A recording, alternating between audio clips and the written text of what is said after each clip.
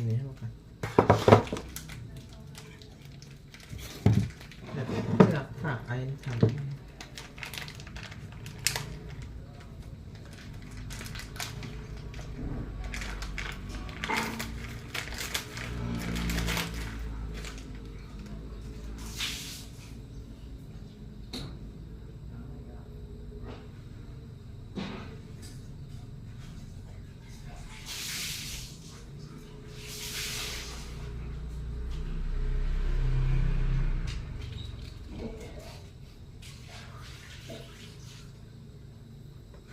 Hello everyone, nice to meet you. Okay, time to eat.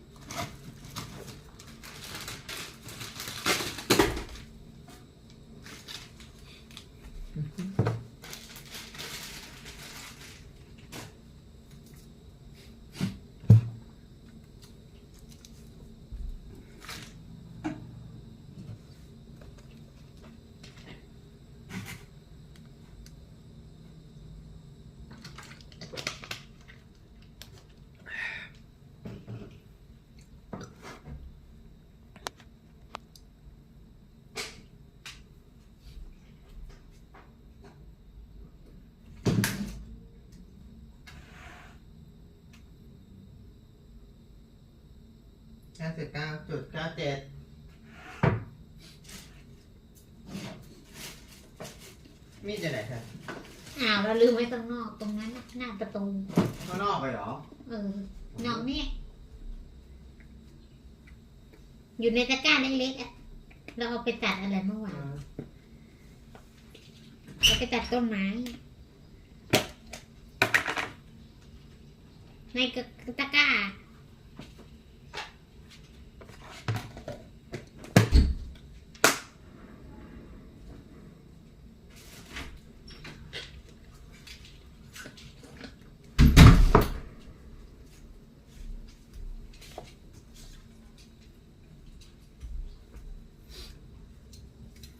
Hello.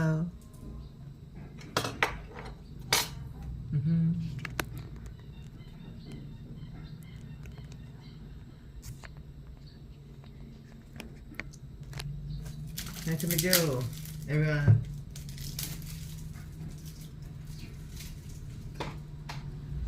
Okay. Make my nutty pudding.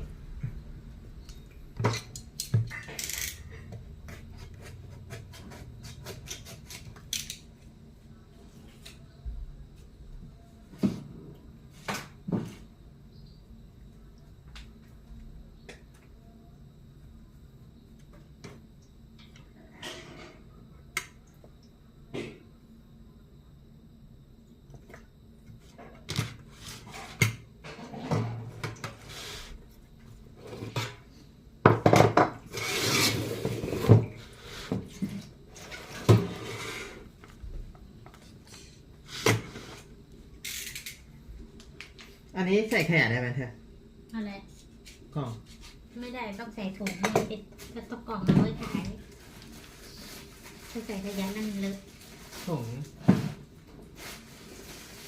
ได้หมดเลยมีถุงไว้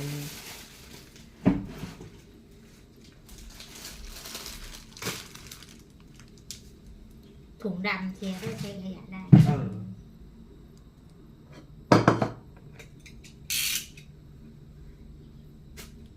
เอาหวีนะ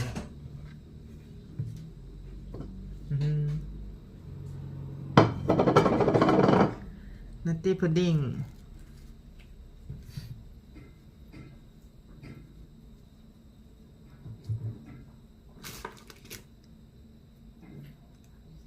ไมโครเฟนเมคมาล่า I'm eating the same menu my nutty pudding and super veggie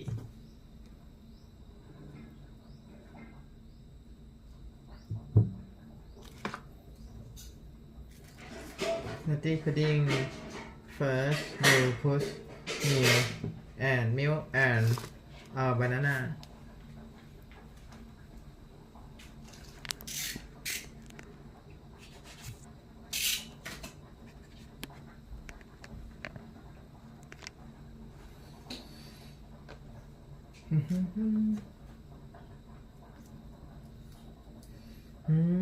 Time to eat delicious food.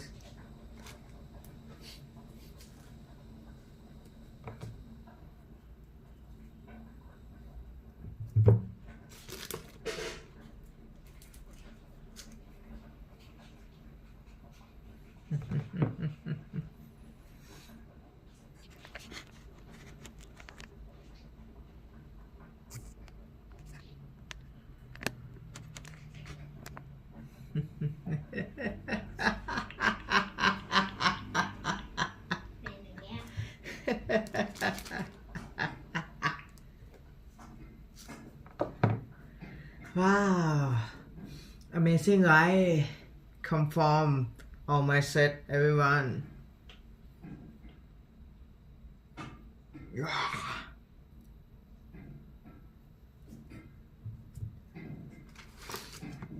I have a lot of banana.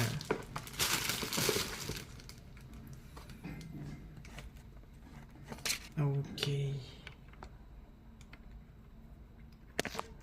Time to learn.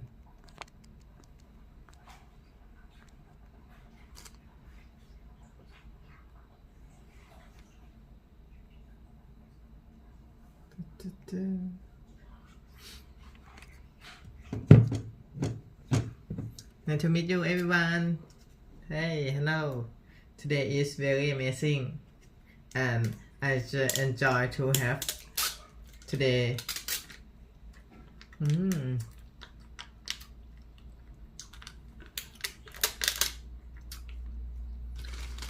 I diet 13, 14, 15, 16, 17, 30 hour. I time to my diet 13. Oh no 17 30 hour minute.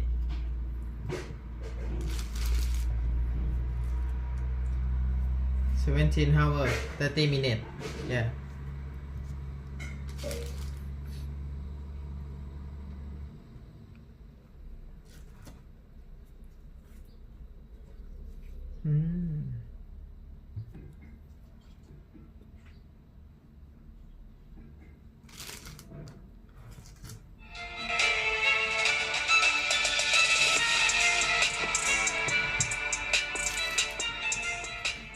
Everybody, welcome to the What is Money Show. I am thrilled to have you here joining me on my mission to help shine light on the corruption of money. Now, a little bit about this show and how it makes money. We are 100% sponsor-based, which means that all the revenues we derive come from sponsorships. But I try to be very selective about the sponsors that I work with, specifically trying to choose those who have values well aligned to the values expressed in the show, like freedom, education, self-sovereignty, etc. So what I'm going to do is a few ad reads right here at the top of the show, and then a few ad reads in the middle. And I hope you won't skip them on the Bitcoin mission. They even have a zero tolerance policy for all shitcoin. Recently, their CEO, Corey Klippsten, was instrumental in calling out many of these crypto scams right before they collapsed, saving a lot of people a lot of money in the process. Swan Private focuses on guiding high net worth individuals and businesses on all aspects of Bitcoin strategy, including buying, custodying, and market research. This concierge service provides you direct access to a private advisor by text, phone, or email. So go to swanprivate.com/breedlove today to sign up. Library, pumpkin and egg, lentil, broccoli, ginger, For instance, Lemon offers a 2x loan product that lets you leverage your existing Bitcoin to buy even more Bitcoin. Or you can also get traditional Bitcoin-collateralized US dollar loans through Lemon as well. Ledin also offers both Bitcoin and USDC denominated savings accounts, letting you generate yield on digital assets. Recently, Ledin has launched a Bitcoin mortgage product as well that lets you use Bitcoin to buy a home or finance one which Oh, one would he own? almond walnut. So go peanut. to ledin.io, that's LEDN.io today to sign up. I'm releasing this in late 2020 on both YouTube and the podcast feed. I think the total content comes to about 25 hours across the 17 episodes. And today, and more recently, we've released a book, which is basically a transcript of our conversation with some summary bullet point. And as you've learned by watching the show, Bitcoin is the single most important asset you can own in the 21st century. And one of the most important companies in Bitcoin today is NYDIG. NYDIG's mission is to facilitate financial security for all. They accomplish this by bringing a high level of professionalization and sophistication to the Bitcoin marketplace. As a true game changer in the industry, NYDIG is safely unlocking the power of Bitcoin for forward-thinking individuals and institutions alike. By using NYDIG, you will gain access to an end-to-end institutional-grade platform, providing Bitcoin OTC transactions, Bitcoin collateralized borrowing, secure custody, asset management. Oh, right, the spherical world. Technologies that are dominating today, they're dominating because they're able to deliver force 43 people. faster, harder, stronger, smarter. So if we ask the question, what is money? Money is the highest form of energy that human beings can channel. Bitcoin is channeling human ingenuity into making it better. And every commodity is channeling human energy into making it worse. The lowbrow or the historic colloquial term is hodl, right? Hold on for dear life, or just hodl, or save, whatever. And the highbrow term would be adopt as a Treasury Reserve asset.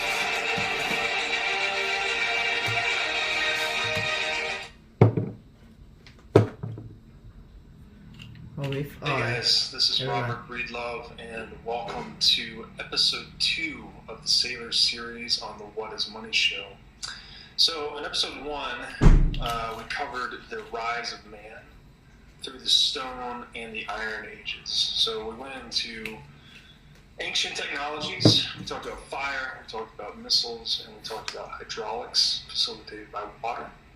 And now in this episode, we're going to go a little further in the historic arc of man, and we're going to get into the Dark Ages. We're going to learn how missing one key step along the path of civilization can actually cause us to slide backwards and to regress.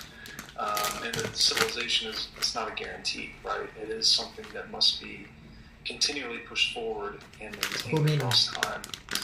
And we'll also get into how humanity re-emerged from the Dark Ages, Nice to meet you, 45 people. ultimately into the Industrial Age and the Steel Age, which enabled a lot of very important technologies like cities and aviation and railroads, things of this sort. So we're going to touch on, again, the benefits that are offered by standardization, and also the benefits of protocols, similar to the ones we talked about in ancient Roman times earlier, and how the economic benefits of these standardizations to one language or one protocol actually accrete to civilization. So these cost efficiencies accrete to us in the form of being able to satisfy wants faster, cheaper, and better. And that's actually the force that drives civilization and increases both economic and network density for mankind. We're also going to talk about how violence and monopolization have shaped the course of history. How violence has been used to extract rents and taxes, how gatekeepers have influenced the course of history, and how monopolies have developed in both a natural and an unnatural way.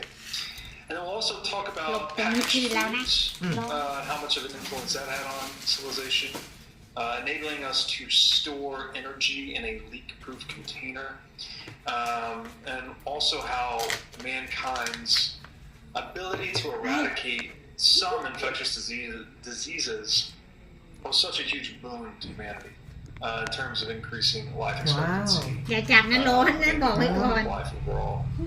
And again, the general aim of this is to construct a solid intellectual foundation on which to understand the profound impact that we believe Bitcoin will have on the world. ยังไงอย่างงี้ ไม่ And รู้มัน you ห can กนะ think about Bitcoin, as Saylor refers to it, as an engineering breakthrough, and that for the first จ time ริงๆมันต้องมีหม้อไฟแต่ว่ามันไม่มี that is แบบให้ able มัน to เดือดในเตาแล้วก็ store ตัดตีนกิน the energetic life force that money represents. Again, we can think of money as a claim on all other sources of energy in the world, right? Whether it's capital, chemical energy, kinetic energy, food energy, all these types of energy, money acts as a kind of meta energy. ประเด็นแฟกซี And we've never had a monetary technology that was totally leak-proof and that it did not lose value over time. So hopefully by drawing analogies to these very important innovations across history, we'll start to have an emerging realization of the real importance and significance of Bitcoin. So with that, let's jump into episode 2, and at the end of this, I'll do a little outro to hopefully synthesize some of these ideas. All right? Thanks. We have the rise of man through the Stone Age, and it took quite a long time. But we got here. That's impressive. We have the Roman rise, ไม่รู้ and ตันเอาวางไว้ตัน we saw แม่เขาบอกไม่ต้อง a sophisticated society mastering energy networks, logistics networks, advanced tools, political ไม่ต้องใส่ร้อน processes มากน้ำ เหรอ in order to เรียกอะไร dominate. วะไอประโยชน์มันหายเพราะน้ำร้อ โอ้ น โหนี่เป็นอะไรเนี่ย เส้นเขาเสียง By the age of the Antonines, โอ้โห around Trajan, Hadrian, Marcus Aurelius, there's like 100 years. It's a golden age of Rome. And that's like 90 AD to 180 AD. The average life expectancy of a Roman is 72. And so if you've got baths, you've got writing, you've got civilization, you've got sanitation, you've got aqueducts, you've got roads. They've got stuff pretty well organized and sophisticated machines. And then, of course, we take a hard left turn into the Dark Ages, and stuff just starts to break down. And it's a reminder that that nothing is certain. If you miss a key ก็จริง insight, แค่นี้อ่ะ you could waste 1,000 years. ต้องเป็นกับเขาอย่างปะ And อย่าง stuff could have happened a different way. It didn't. For example, let's take the printing press. Hello, nice to meet you The everyone. Chinese developed printing presses way back 2,000 years ago. They never really thought to commercialize them. And the Chinese alphabet is a pictographic alphabet, so you wouldn't need 25,000 different type pieces in order to have like movable type in a printing press. And so they had the wrong language to develop printing presses. The Romans had the Roman alphabet, which is an ideal language because you could actually print anything with just like 26 or 50 pieces of movable type. And they had all the knowledge, but for some reason they just stared. Anybody could have figured it out, Robert. Like, all you got to do is walk in your boots through the mud and step on a nice floor and look down. And there's the idea for a printing press. เชียร์เป็ดไม่หมดเลย Tracks in the mud, ได้ เดี๋ยวมัน right? นี่ They had paint. จะถ่ายคลิปเหรอ นี่ทุกคน อืม โอ้ยเส้น กินหม่าล่าอันนี้เป็นผัก อืม ชิดกุ้ง นี่ น้ำจิ้มอะไรน้ำจิ้มถั่ว กินบ้าง ชิมก่อน โอ้ย ขยมมานี่ดิอยา น่าก กิ กิ น น มากเลย เอ้า เราใช้ช้อนอันไหนอ่ะ ก็นี่แหละ กินเส้นไปก่อนเนี่ย วางตรงนั้นเนี่ยวางก่อนมาก้มมาเหรอ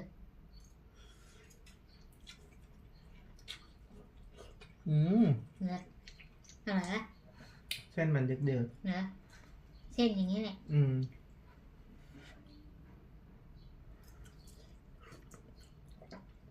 น้ำเธอใส่เยอะไปปะ นี่ไงเขามีน้ำจิ้มให้จิ้ม นี่น้ำจิ้มอ่ะ น้ำจิ้มถั่ว น้ำจิ้มเห็ด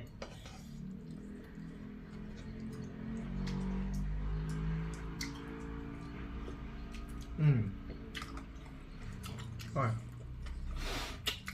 มันไม่เผ็ดมากนะ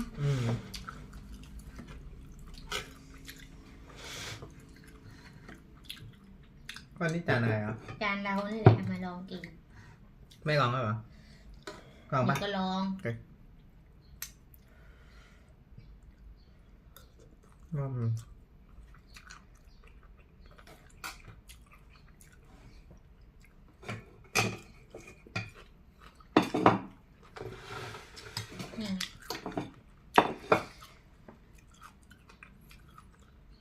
จแล้วอ่ะ They had dyes, and you know they're just so close, and then they don't hit it, and we wait until whatever 1453 or something for Gutenberg to work this out, and we're gonna suffer for 1,000 years. It's amazing to me how certain things can be just right in front of a civilization, and they just won't grab them. Like if you go to St. Peter's Square, to the Vatican, and you look at that column, that was, I think that used to be, it's now St. Peter's column, but it used to be Trajan's column. And Trajan's column was put up, on the, to celebrate the triumph of Trajan and his wars. And it's a bas relief, a marble relief of the Dacian Wars, and it spirals up the column, had a little staircase in the middle of it, a work of art and architecture, and at the top, eventually the Roman Catholics put the statue of St. Peter, I guess. And in the ancient Roman times, that had Trajan's statue on it.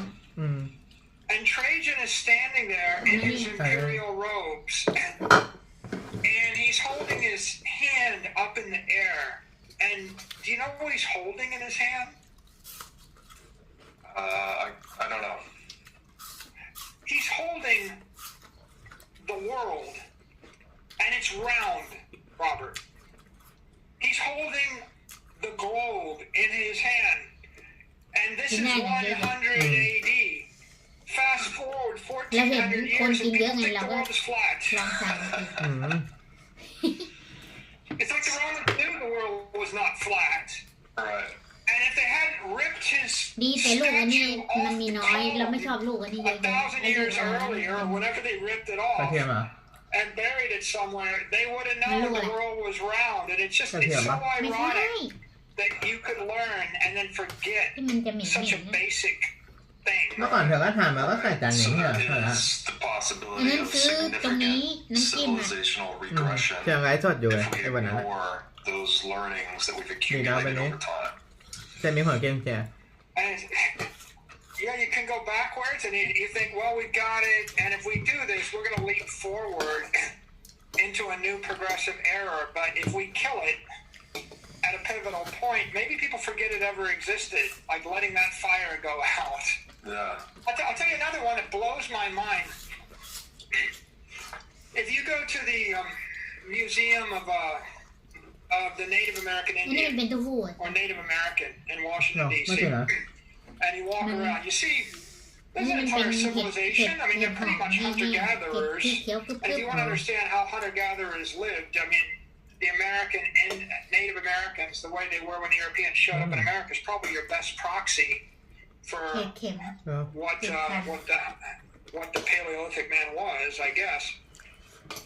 But amongst all the artifacts they gather, if you walk around, you eventually find a pottery wheel.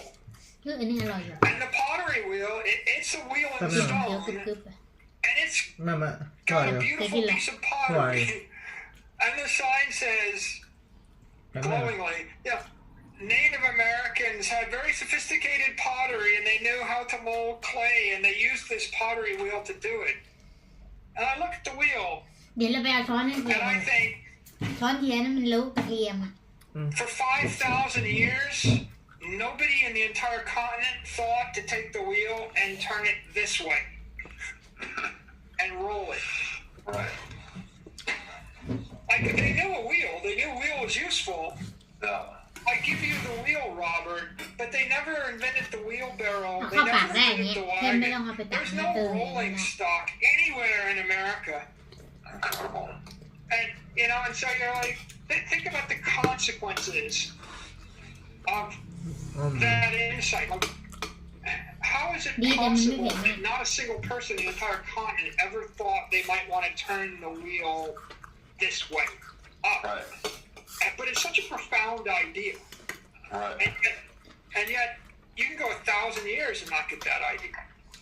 Do you think there's any modern examples that jump to mind that's something that's maybe glaring at us in the modern age that we're ignoring, or something that maybe we've forgotten or we're no longer respecting?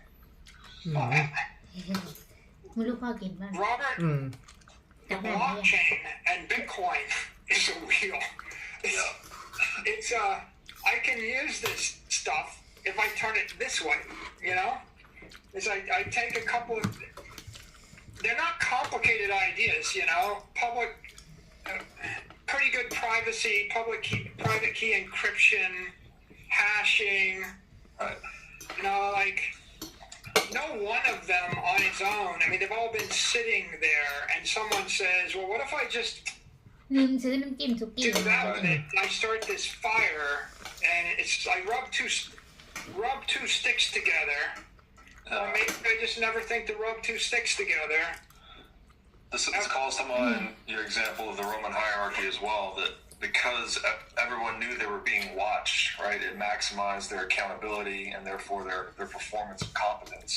The Bitcoin network's sort of the same. You have all the nodes and miners looking at one another's activity to make sure everything's above board all the time, right? It's instantly auditing itself constantly in real time.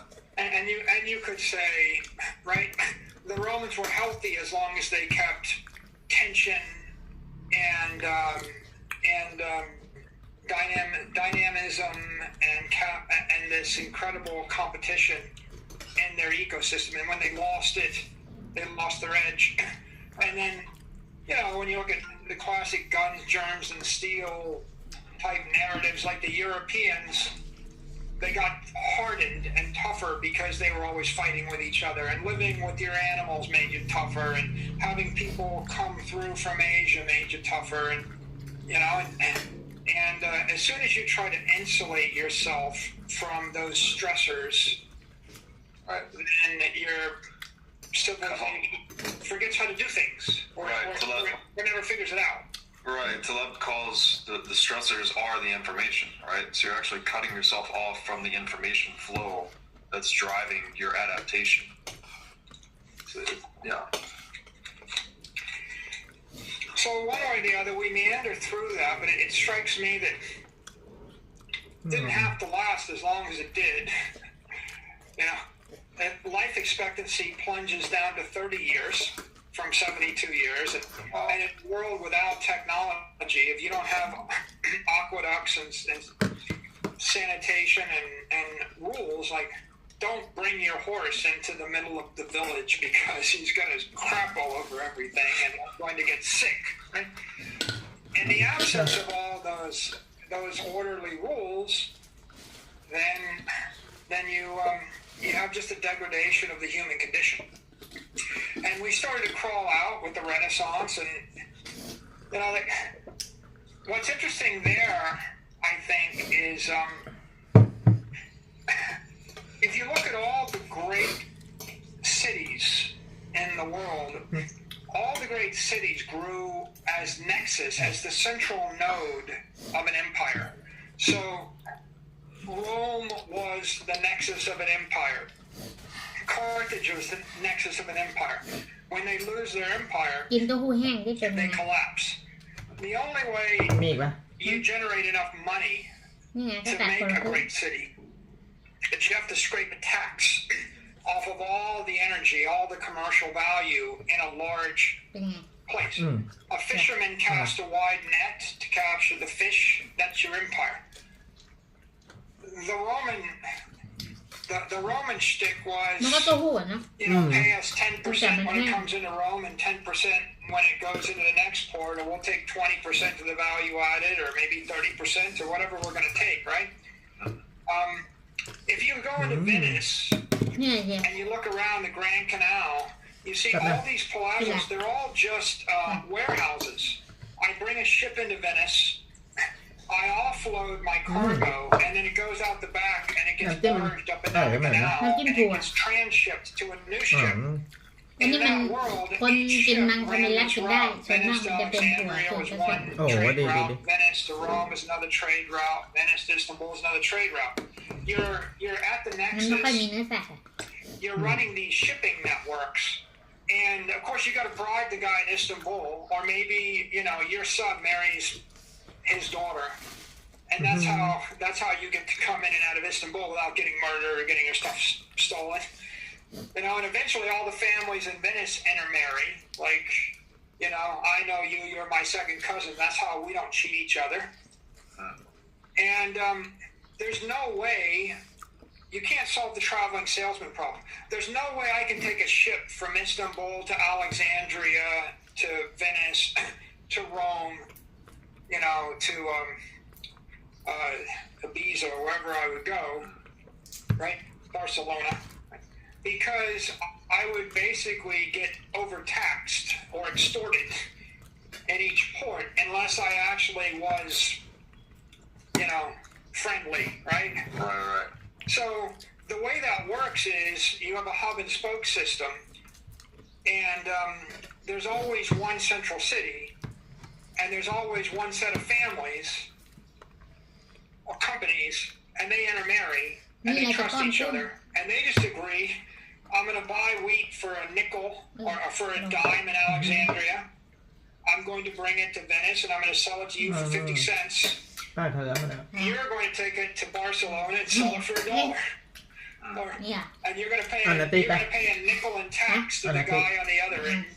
You're going to get your 45 cents. I'm going to get my 45 cents. Those guys paid $1. These guys got paid a nickel. We can play with what's the markup, right? It might be I buy it for a quarter, sell it for 50, and you sell it for 75 to the dude that sells it for $1. But invariably, it's the people at the center of the network that are actually getting 10, 20, 30, 50% of all the commerce, which is all the energy. Now, and what's the definition of a smuggler or or a pirate? The definition of a smuggler is someone that doesn't want to give me half their stuff. Right.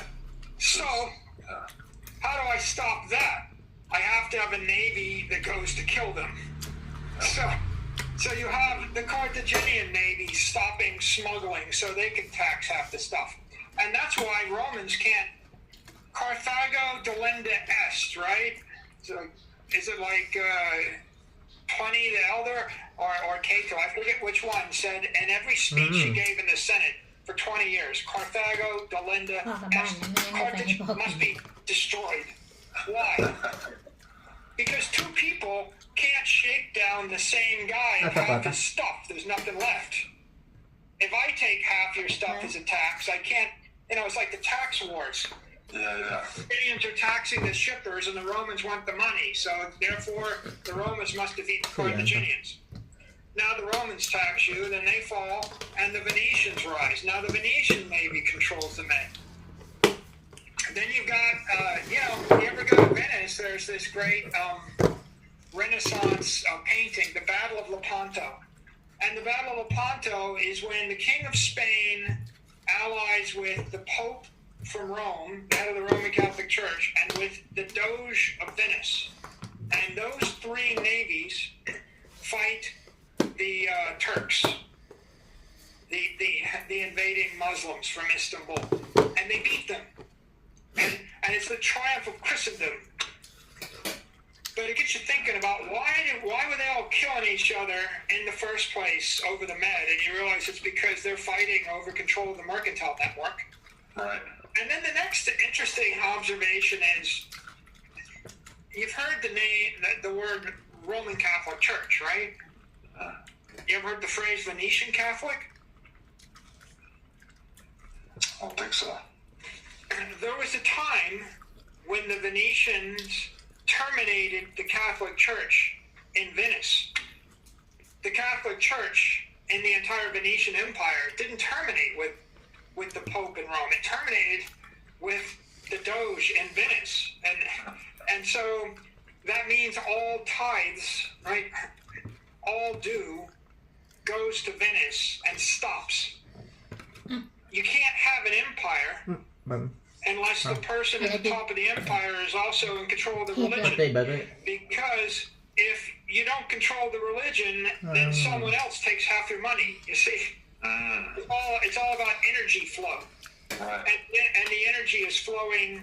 By the way, the Pontifex Maximus originally refers to the Roman consul, to the head of Rome, right?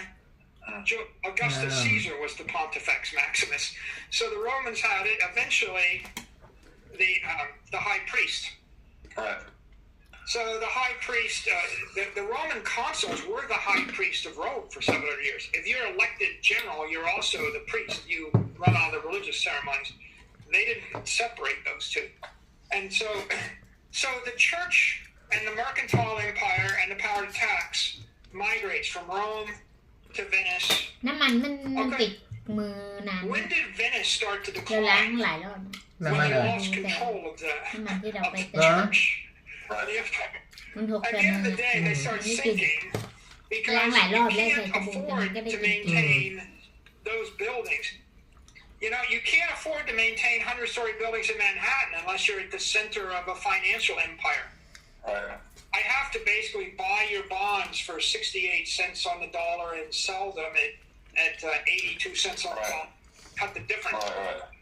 You know, there are a lot of securities on Wall Street where there's only two market makers. There's the one bank and the other bank, and they trade with each other. And if you're buying at the bottom, or you're buying at the top of the spread, and you're selling at the bottom of the spread, and the spread is 2%, Robert. And so if I turn over $1 billion worth of bonds, I'm paying $20 million in commissions, and there's a monopoly there. And the $20 million is just flowing into what? It's flowing into the building. You know, and my buddy works for that bank, and I work for this bank, and we drink together, and we just kind of joke about the 200 basis point spread.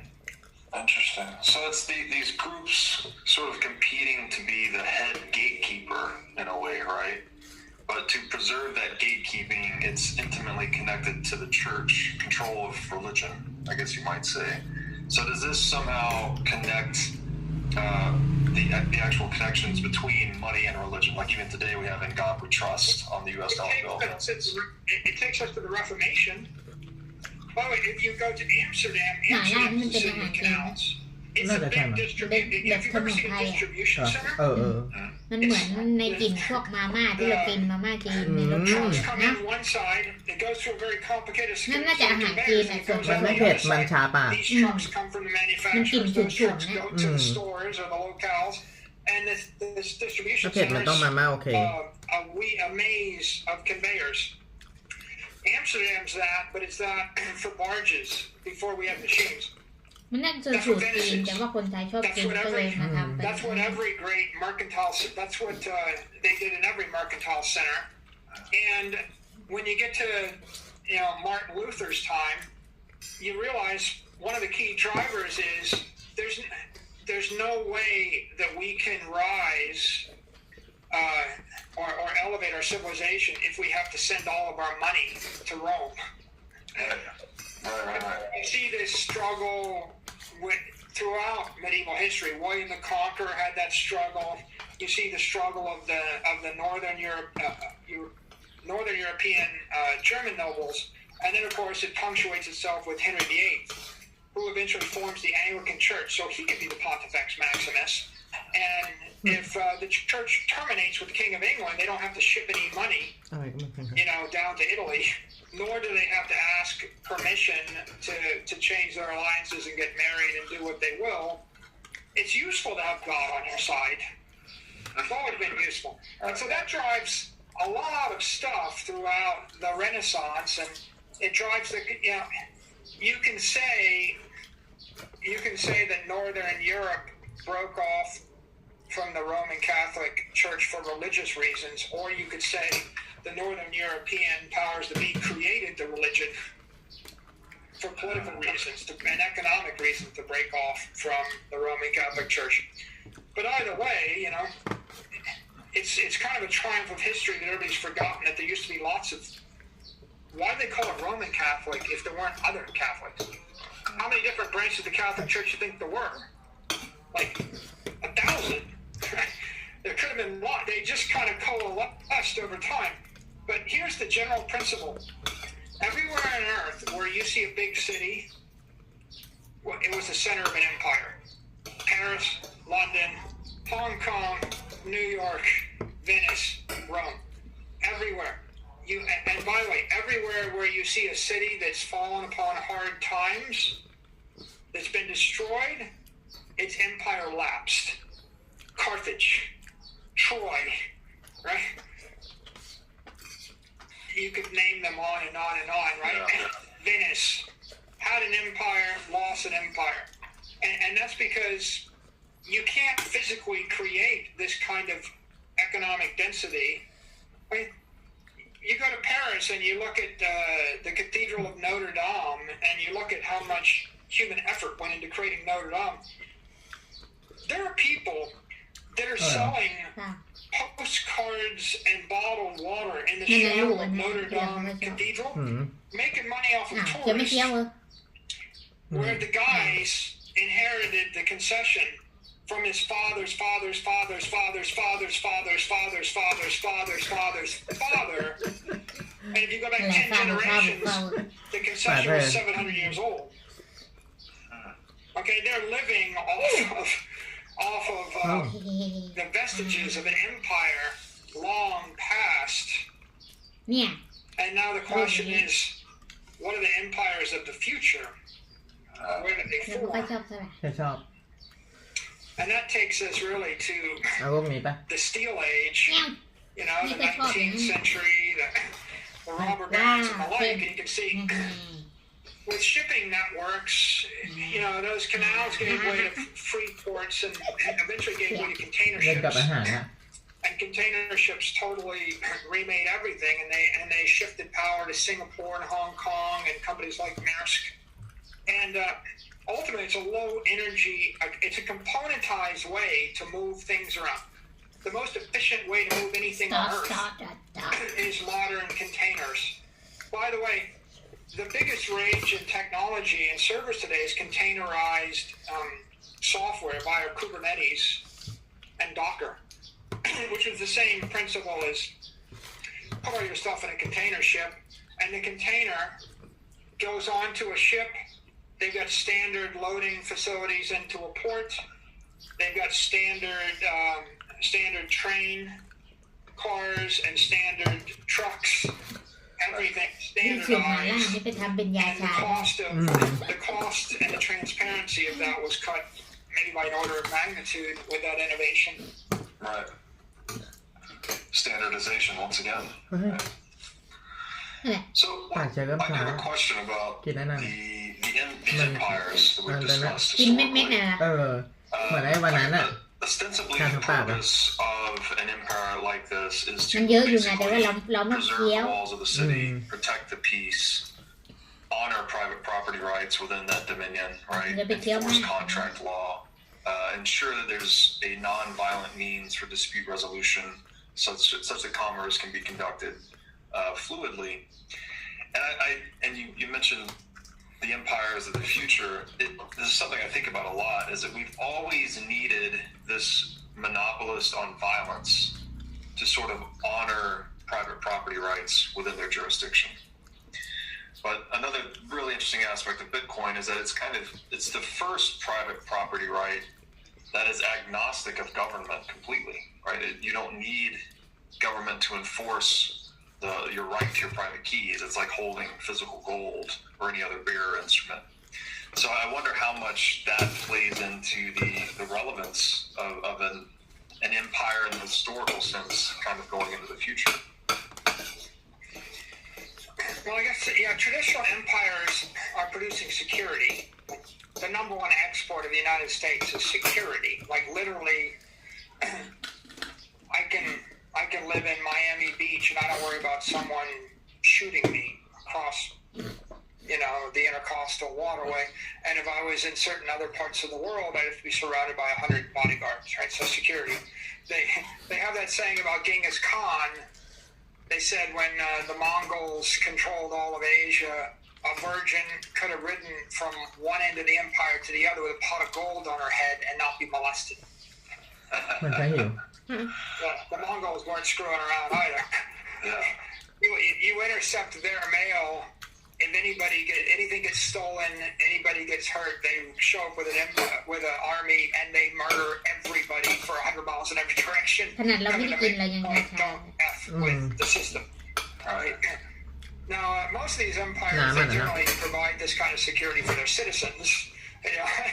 Not always for the non-citizens or the aliens or the slaves or the whatever, whoever's. ไอ้ผมมาม่านั่นเขาเอาไอ้นี่ตำแล้วก็ But they do manage โร to ยเป็นมาม่า establish ก็กินด้วยชา โอ้โหไม่ไหวเลยว่ะ Bitcoin is ไม่ a ชอบเลย security, เข็ดเลย and Bitcoin's its number one value proposition is security. It's security of energy. จะได้จำไว้ว่า Right? ไม่ If กิน energy มา is ม่าจีนแล้ว translated to money, and money is translated to Bitcoin, and it's stored in the Bitcoin network, you're securitizing your assets, in a cloud behind a wall of ลูกใหญ่มีเม็ด encrypted energy. อัง And in that regard, it provides an important right and empowerment to the individual. It hasn't quite addressed the physical security element, right? When we actually come up with something that will surround your person with a field of บอกทาปากคุณหนู I guess Dạ, thì repulsive ma- energy, ma- your own personal field. มันอ่ะ มันชาปา Right, ก then you will accomplish the Hey, same nah, mấy thing tháng. in the physical domain that Bitcoin does in the virtual domain. But having, if I secure your life force, right? Money is energy, is life force, money is power. If I secure your power, that can be converted into physical security, either by allowing you to travel away from the. We have the example, Nazi Germany in the 30s. All the Jews had their money locked up in Germany, and so the way the system worked is they operated as bankers, and they allowed people to launder their money out of Germany, and they would take a haircut, 10, 20, 30% initially, then 50%, then 70%, then 90%, until pretty soon there was like a 90% haircut to get your value out, and so consequently, people didn't want to leave. Right, and so if you don't have your monetary power or your assets secured virtually, then your physical security is always at risk because you can't leave, nor can you protect yourself. Right, you can't pay for anything to protect yourself, and you can't get out, or you can't pay to get out. You would think that probably one of the most useful or common or not common. One of the compelling use cases of Bitcoin would be if I'm a refugee trying to flee a war zone. Because it's either that or gold. And the problem with gold is there's a lot of people with guns. They're going to take it from you. Yep. And at least with Bitcoin, you could pay the guy with the gun half the money when you started and the other half when you got there. And the worst he can do is blow your head off, but he's not getting your money. Whereas if you got gold, he just blows your head off, takes the gold. Yep. So So yeah, I think it's second order beneficial to physical security in a lot of different ways. It makes the world better, but it's first order beneficial to economic security. พอป้อนจริงๆอ่ะทำไมอ่ะน้องจะฟัดเอาหน่อย เอาก็ปกติเถอะ อืม ตักเอง If we think about the steel age, ครับ อืมง่าย these rail networks are another network to ให้น้ำมาลาติดถูๆ deliver energy โด faster, นแค่นี้ stronger, smarter, harder. นะ Of course, Yeah. at the nexus of every transportation hub, there's an economic center. So railheads, if the great city isn't a port, it's at the center of a railroad junction. อิ่มป่ะน่ะ And when you bring in, a lot of times, sometimes they, อันนี้ at จะ the ต้องกิน center กับ of the น้ำอะไร railroad ฮะ juncture, you can tax all the trains. So if goods come from Spain into Paris and they're going to Germany, the French get to take tax right there in Paris. The railheads became a nexus. The other fascinating thing about the railroads is they became really instrumental to logistics movement of armies, and they drove economic and political power. And one interesting example is Winston ส้ม Churchill, ตำ when he มัน was ก็ like ไม่ได้ราคา 25, แพงเหลือๆ he นี่หน่อย wrote a ไม่ book เคย called The River War before he was famous for anything. In fact, he was quite the adventurer. He went off to fight in the war in the Sudan under Kitchener. And the entire book is about the British อันนี้ไม่ได้ใส่น้ำตาลเข้าไปนะ working to win a war in the Sudan. And had to take Khartoum. And it's like going 1,000 miles up the Nile, maybe 1,500 miles up the Nile, across desert. ถ้ามันเหลือเดี๋ยวไปให้พ่อกิน You know, and why would they want to do it? It's a very interesting question. But here's the bottom line. The entire outcome of the war comes down to the question, can the British build a railroad to Khartoum? And if the British succeed in building a มี railroad, อะไร they ที่ไม่ win. ประหลาดสองคนนี้ And if they can't build a railroad, they can't provision the army, and they can't move their heavy equipment, and they lose the war. The entire war, it's called the River War, but it ought to be called the Railroad War. It's just about building a railroad across a desert, and at the end of the day, as soon as the railroad arrived, a bunch of guys with explosives and Gatling guns showed up. They, devastated everybody, and it was not a fair fight at all. Like Gatling guns versus guys with spears and musket loaders, and it's kind of very unpleasant.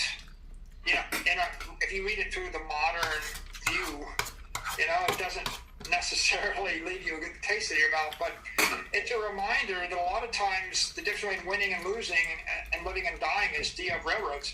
I think there's a similar story in the American Civil War. If you look at the way railroads functioned, and even the conquest of the continent, right?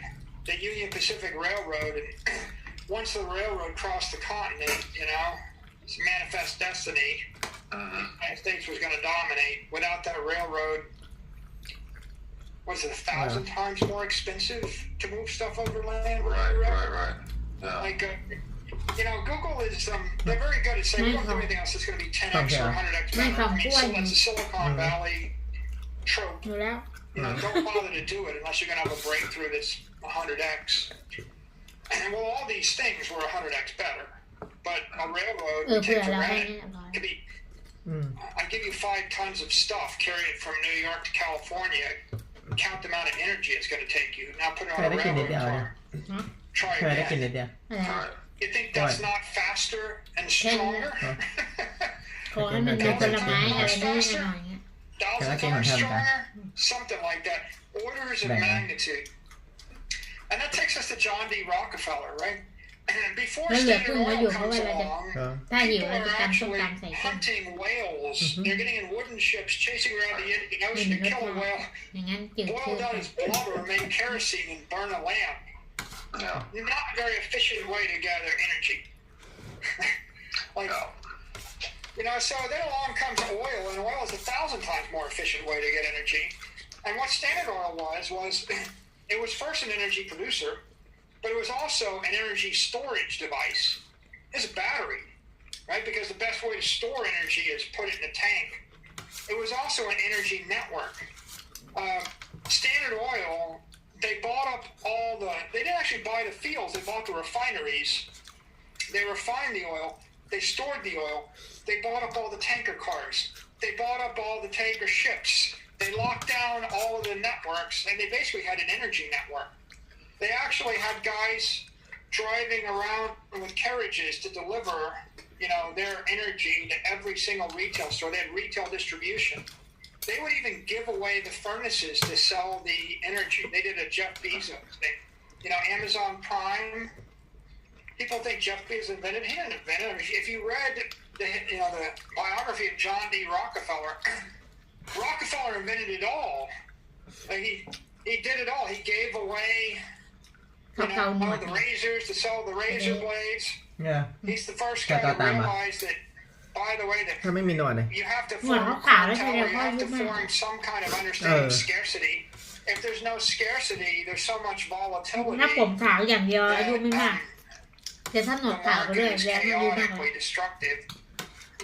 So แต่เขาเก่ง you นะ had the world's first serious energy network there, and it's such a powerful network that 100 years 60 ได้ after ยัง Rockefeller's 50 dead, กว่าแล้ว those companies still are น่าจะ worth 60 $1 แล้ว trillion. 60 กว่า Right? They're still instrumental. What does that mean? That you said that Rockefeller realized he had to เดี๋ยวไปล้างก่อน institute a cartel ล้างแล้ว in order to, I guess, impose อันนี้เจอเย็นไม่ scarcity หม on ด the ฉันก็ตัด market ไว้ such to offset volatility. Can you elaborate on that? It booms and busts. Like people would. Well, you talk about scarcity. The problem of using a commodity as money is when the price goes up, people produce too much of it. Supply goes up, yeah. Well, so it was a very inefficient industry with massive volatility, and so he consolidated it to drop the volatility so that they could standardize every component along the way. Interesting. So that he could drive to a lower energy level. Right? I mean, a more efficient energy system. And I mean, ultimately, right? If you want to look at the human condition, you ever get on one of those rowing machines and you row as hard as you can for an hour, and a kilowatt hour. Hard to come by, and then you start to think like, if I rowed all day long and I was an Olympic level rower, I think the sum total of my effort is like 29 cents. Like if you calculate, the value of all of your human effort and modern energy อะ costs, ไรนั่นมัน a quarter. อันนี้องุ่น Some people couldn't do a nickel worth of work, right? And you think about where we got to, and we got through to that by channeling this energy. อิ่มเต้ And it must be, again, it's 1,000x, 10,000x, ก็ต้อง right? ไป energy. ทำให้ชาวบ้านได้นะ Just a general theme you see everywhere where there's an explosion of innovation, an explosion of vitality. Somebody tapped into 1,000x more energy, or figured out how to deliver the energy. Right. So oil was originally, it was all about kerosene and lighting and then heating, and then of course the automobile กำลังดี shot it ตอนแร up ก by มัน a ก็คือ factor of มันอยู่ 10, ข้าง and ล่าง that was เข้ the มข้น killer app. ตกตะก่อน But if you go on and อ้าว into โค some เล other ก่อนชิม industrial โคเล era อย่างนี้ robber baron type networks, here's an interesting one: Kraft, Hershey's, and Post cereal. They're technology companies. People don't think of it as that. Before they came along, อาหารคนกิน there ก็เหมือน wasn't กั no นมาก breakfast. ขาดน้ำมัน Then ไม่ people ได้ didn't eat breakfast. เออ เวลาทำเสร็จก็ต้องดู Kraft and น้ำมัน Post figured out how to box ผัก cornflakes ก็ใส่ and put น้ำ it. มัน And what they did is they stabilized food energy อาหารพม่าเหรอ อืม and คนจี put น it ก็ in เหมือ a นกัน container that didn't bleed the energy, that didn't leak energy. If I give you a bottle full of tomato sauce, เส้นเรากินหม I ด just แล้ว make it in my kitchen, and ไม่ you ค่อย put it in มี your เส้นเท่าไหร่ refrigerator, ไม่ใช่ it will spoil over some period of time. How much? Well, there's bacteria in it. The origin of branding, the Kraft brand, the Hershey's brand, the whatever brand, the origin of branding is I make it in a clean room, hermetically sealed. Everybody has to clean up, scrub down, sterilize, get the bacteria off. I have ตอน machines เช้าตื่นมา to load the can, to seal the can, ยังไม่หาย to หนาว seal เลย the bottle. นี่ I stand ตอนนั้นก็ with บอก my ปีใหม่ brand. ตอนนั้นก็บอกว่า The number one value proposition, Robert, หัด wasn't ไปเรื่อย it's good ketchup. ที่ The ไหนได้ number ขี้ one, เกียจ or เอา it's good tomatoes or good soup or good whatever. The number one value Đừng có dạt tay proposition is em. it's not going to kill you. เนาะ Yeah, ไหน มีเท่าไหร่อ่ะ you ever actually make some leftovers and leave it in your refrigerator for 2 months and eat เนื้ it? อ By the way, here's a better one. Why don't you make something กาง in เก your งในมี kitchen โบด้วยนะ and then leave it in your closet for 2 months without a refrigerator? Because they didn't ไม่ have ไงปิดไว้มันก็ไม่ refrigerators. มีละเห็นไหม Frozen food came นี่ along นะ later. มัน Marjorie ซ่อน Merriweather Post ใครที่ became จะ like เปิ one ด of the โชว์ richest นี่เห็น women ไหม of มัน the ก็เหมือนคน century. ปกติ พอเปิดเท่านั้นแหละ A, because her father gave her post ยังไม่ได้เข้า cereal ซ่วม and they were able to stabilize starch in a box at room temperature. And then B, ปิดไว้นี่ because she bought Mm. the first frozen food company, and she realized the ability to actually freeze food was going to be a game changer. อ้าวลืมล้างผักมันให้เจ๊กิน And before that, no one ever frozen Oh, food yeah. before. You think you're not technologists. อิ่มอ่ะ It's a food energy company. So That's these what are energy storage technologies, right? you need energy in food form, nutritional form to not die. Yeah. Right? And if I could store it, now it's like, it's very interesting here, right? Like, can I take electricity from Detroit and deliver it to you in San Francisco today? No. อันนี้ Can I ก็คอยเป็น deliver ตลาดที่ไหน electricity เนี่ย from Detroit to Yeah. Grand Sure. Rapids, Michigan? Yes. When it gets to you, how long can you store it in your battery? เรามีเยอะแยะอย่างเงี้ย It bleeds 2% a month. You'll probably lose it all in a year. Can I ship food from Detroit to Grand Rapids? Yeah. When it gets there, how long can you store it in your cellar? A day? A week? Well, if the answer is 2 weeks, there's no national business there. There's no national brand. The answer needs to be 3 months or 6 months. Now there's a national brand. Now it matters.